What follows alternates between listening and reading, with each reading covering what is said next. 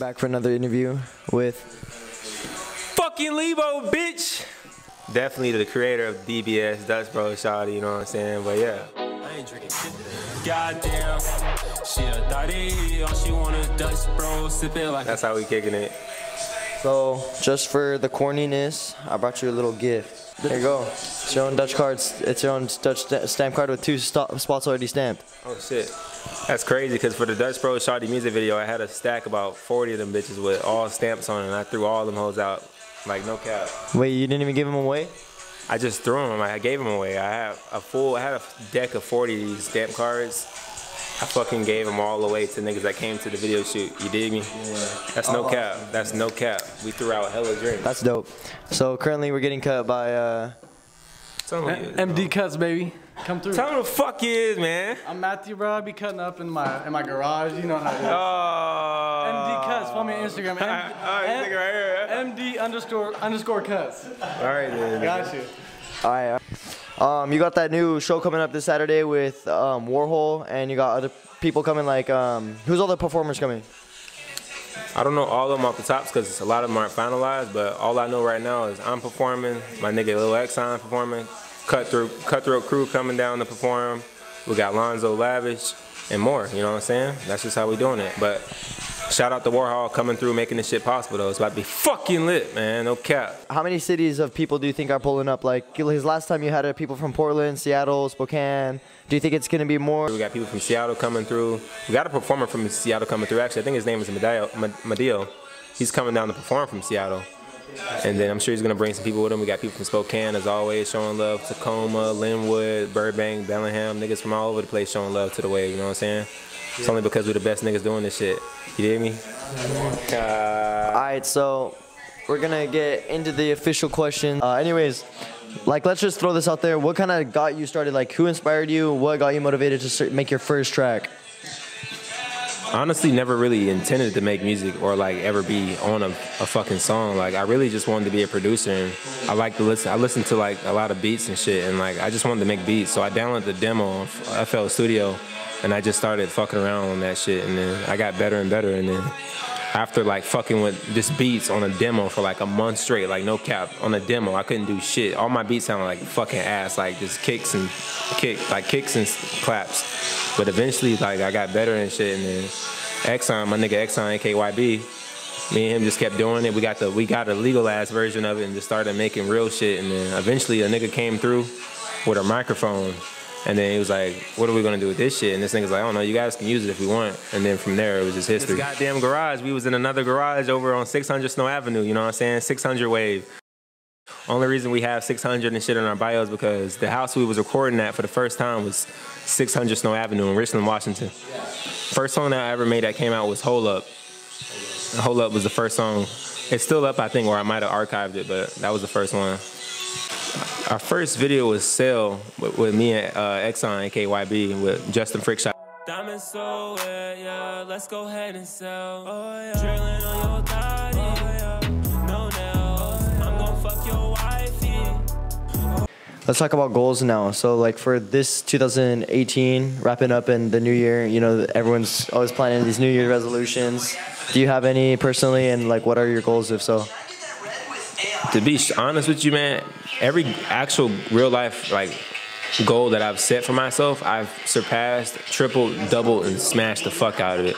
Like my future goals so far, man, I mean, I already got like a actual headliner coming down to ETERNVL NIGHTS and shit. That was another goal I wanted. I wanted to get an interview done. Look at what the fuck we're doing right now. You know what I'm saying? I wanted to put some of my niggas on. Wanted to expand, but getting a few articles. But the goal I'm trying to set right now is just kind of getting into LA and getting my movement down that way. You know what I'm saying? I feel like I've kind of dominated my area right now. Yeah, we just tried out different videographers, but yeah, that was the one. Your clothing, what kind of inspired you? To be honest, my brother had a clothing thing called Urban Native. Everybody that rock with, all the OG niggas that's been fucking with me know what Urban Native is. My brother had that shit and was like, nigga, you should be doing all this shit. Like the music, you need to get your brand, you need to do all this shit so that way you can just personalize your image, you know what I'm saying? So that's what I did, and I incorporated, I always used the lightning bolt, so I just incorporated that in everything that's that has something to do with me got lightning incorporated in it. That's just me, you know what I'm saying? Got it tatted on me. So I've been always reaching out to Respect My Region, just be like, yo, I'm trying to get an article done. Like, I'm doing a lot for my community. I'm doing a lot to like push myself out here, and I'm learning. And as far as my music ethics is, you know, increasing. My fucking business side of my shit is just crazy. Like, the nigga finally, well, somebody got back to me and always just telling me, like, email them. I'm like, nigga, I already emailed you niggas. But one day I would check my Instagram DM. This nigga Joe, which is a writer for Respect My Region, just was like, yo, I'm trying to do a write-up with you, bro. Are you down to do that? I'm like, nigga, I've been reaching out to you niggas for 3 months. You know what I'm saying? This shit just happened. You know, perfect timing, you know? It's kind of what you were waiting for then?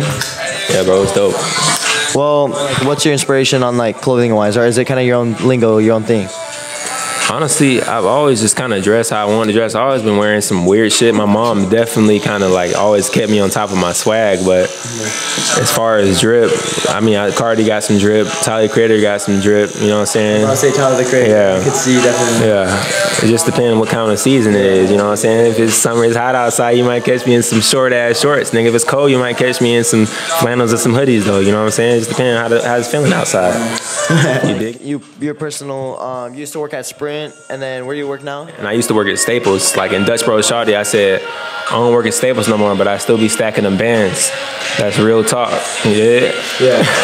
So like, was like working in like a job like that where it's more like a, I don't know how to describe, more like office, I guess. How would you describe your work environment?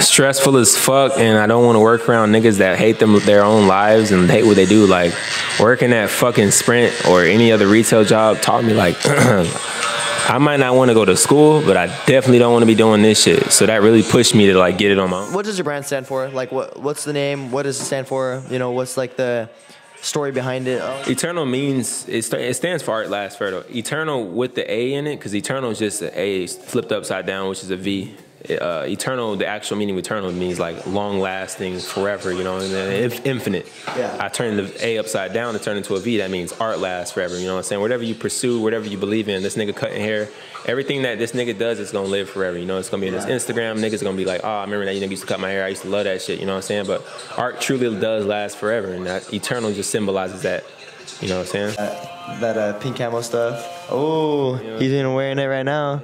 Alright, so back into the music. So what's your new project? What's your newest project? Your newest thing you're working on? What's that gonna be called? Like, do you have any release date planned? And like, who's some features that you want to list? All that. I'm only gonna probably have one feature on it if it does go through, but I'll give out the name on this interview. But it's called Calm Before the Storm. So basically, the EP is all produced by me. It's all mixed by me, man.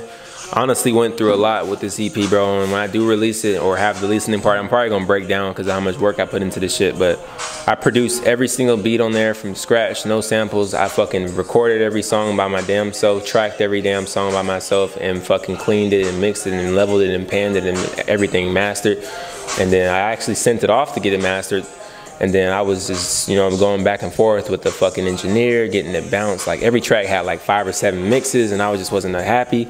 So after paying that man over like $150, I was just like, fuck all this shit, and then just mixed everything myself to make it sound like how I wanted it to sound, you know what I'm saying? That just goes to show you, like, if you want something done right and how you want it done, you gotta do it your damn self. Yeah. Let me go back on there. And Calm Before the Storm is gonna start out slow, you know, still good music. And then it's gonna go into my harder shit. Crazy? Yeah, my crazy shit. Cause I listen to all kinds of music.